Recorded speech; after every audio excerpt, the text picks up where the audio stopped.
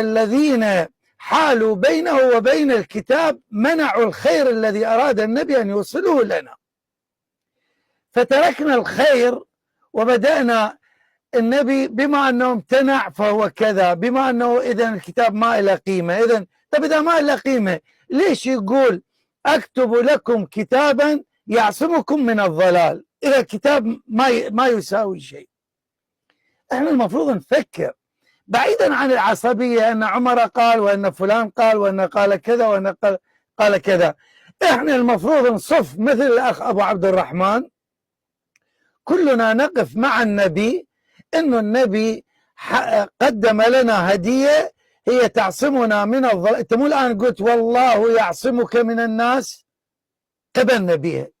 طب النبي وما ينطق عن الهوى قال أعصمكم من الضلال، كما قبلنا القرآن وكلام النبي وحي.